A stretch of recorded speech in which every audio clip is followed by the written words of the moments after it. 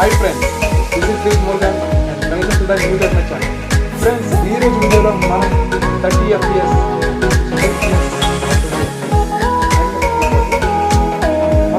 FPS ఎంతవరకు ఉంటే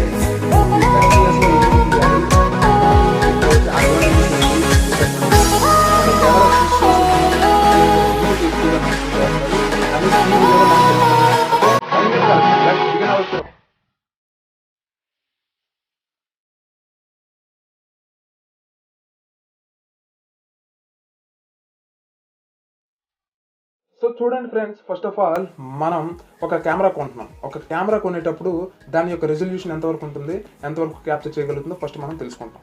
okay, so ఇప్పుడు ఫర్ ఎగ్జాంపుల్ 1080p, ఇప్పుడు 1300D తీసుకున్నాం. ఓకే, 1300D తీసుకున్నట్టయితే 1080p రికార్డ్ చేస్తుంది. ఎన్ని ఫ్రేమ్స్లో రికార్డ్ చేస్తుంది అంటే 30 ఫ్రేమ్స్లో రికార్డ్ చేస్తుంది. అయితే ఇది పనికిరాదా అని అంటే నో ప్రాబ్లం, పనికి వస్తుంది. ఓకే, ఎందుకు పనికిరాదు అని అంటే కొన్ని షార్ట్స్కి ఇది పనికిరాదు. ఎందుకు పనికిరాదు అని అంటే ఇప్పుడు ఫర్ ఎగ్జాంపుల్ ఒక స్లో మోషన్ షాట్ తీయాలి. స్లో మోషన్ షాట్ తీయాలి అని అంటే ఏం చేస్తాం, అన్ని కెమెరాస్ స్లో మోషన్ షాట్స్కి అవైలబిలిటీ ఇవ్వదు. ఓకే, అన్ని కెమెరాస్ మనకి స్లో మోషన్ షాట్స్ అనేవి ఉండవు. ఒక సోనీలో మనకి కొన్ని మోడల్స్ ఉన్నాయి, 960 frames per second కూడా తీస్తే అల్ట్రా స్లో మోషన్ అవి. ఓకే, సో మిగతా కెమెరాస్కి వచ్చేసరికి స్లో మోషన్ ఇవ్వవు. అప్పుడు మనం ఏం చేస్తాం, ఎడిటింగ్లో మనం చూసుకుంటాం. ఓకే, ఎడిటింగ్లో మనం స్లో మోషన్ చేస్తాం. అదే ఇప్పుడు మనం 30 ఫ్రేమ్స్లో తీసామనుకోండి, అది 1/2 మనం హాఫ్ చేస్తాం. ఆ ట్రాక్ని మనం 1/2లో ఇంకా స్లో చేస్తాం. అంటే ఇప్పుడు 30 ఫ్రేమ్స్ ఉంది, 1/2 చేస్తే ఎంత అవుతుంది అంటే ఇంకా తగ్గించి ఎక్కువ ఫ్రేమ్స్లో మనం కన్వర్ట్ చేస్తాం. చేసేటప్పుడు ఏమవుతుంది అంటే 60 ఫ్రేమ్స్లోకి వెళ్తుంది. ఇప్పుడు ఇది తీసే 30 ఫ్రేమ్స్లో 60 ఫ్రేమ్స్లో మీరు చేయమంటే ఏమవుతుంది అంటే అంతగా బాగోదు. అప్పుడు జర్గింగ్ వస్తుంది. జర్గింగ్ అంటే ఎలా ఉంటుంది అంటే ఇలా ఇలా ఇలా ఇలా ఇలా అని చెప్పేసి వస్తుంది. నేను ఆల్రెడీ ఇంతకుముందు ఒక వీడియో చేశాను, సో అది మధ్యలో ఉంటుంది.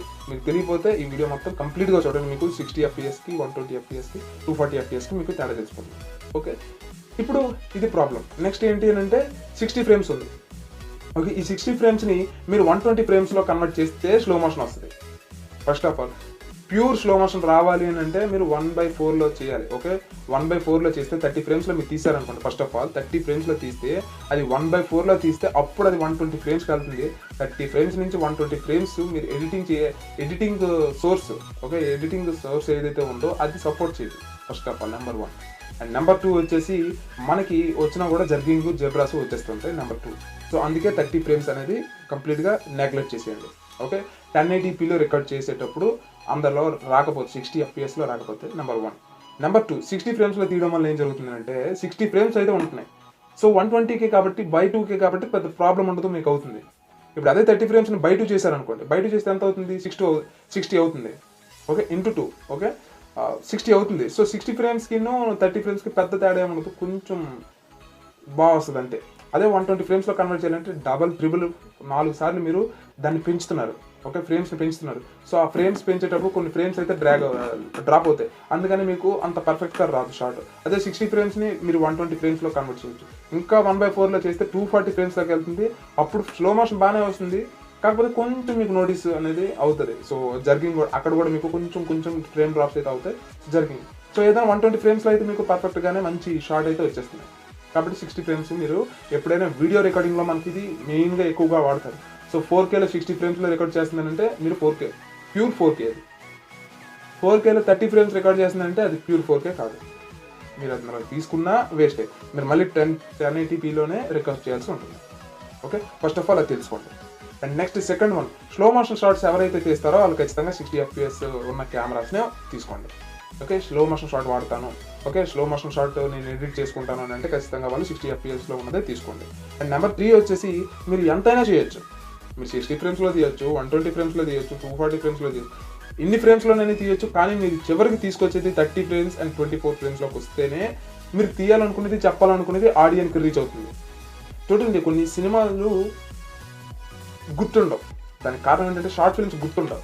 ఎవరైతే 60 ఫ్రేమ్స్లో తీస్తారో ఆ షార్ట్ ఫిల్మ్స్ కానీ ఆ వీడియోస్ కానీ మీకు గుర్తుండదు. ఎందుకంటే మన బ్రెయిన్ 24-30 ఫ్రేమ్స్ కంటే ఎక్కువగా గుర్తుపెట్టుకోలేదు.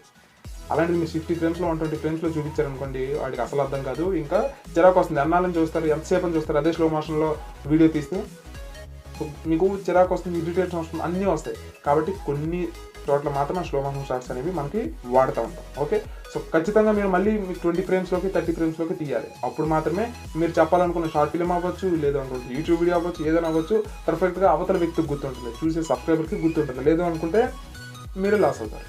చేయాలనుకునేదే చేయలేకపోతారు. ఓకే, సో ఇది నెంబర్ 1.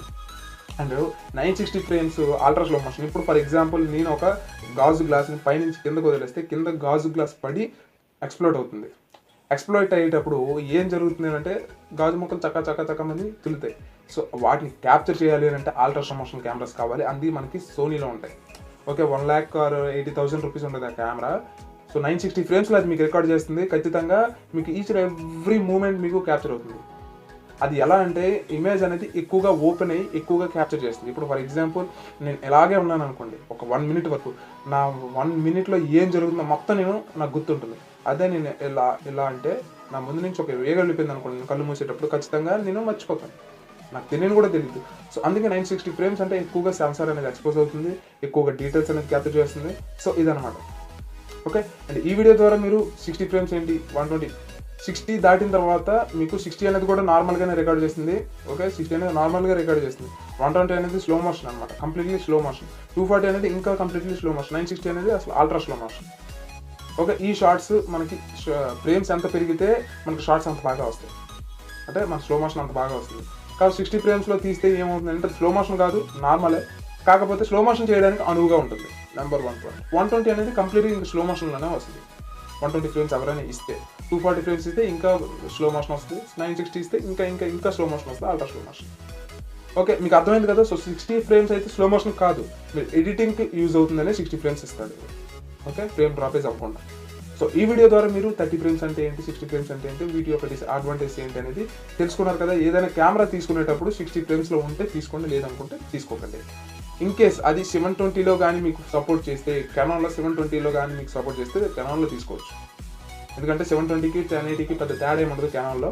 సో రెండు ఒకలాగే వస్తాయి. సో ఈ 1080కి 720కి అండ్ మనకి 4Kకి ఉన్న తేడా ఏంటో మనం ఫ్యూచర్లో డిస్కస్ చేద్దాం, ఎవరైనా కింద ఖచ్చితంగా కామెంట్ సెక్షన్లో అడిగితే. ఓకే, నా వీడియో కానీ మీకు నచ్చితే లైక్ చేయండి, సబ్స్క్రైబ్ చేయండి అండ్ కామెంట్ చేయండి. Okay, and this is Dilip Morgan, always keep smiling, signing off.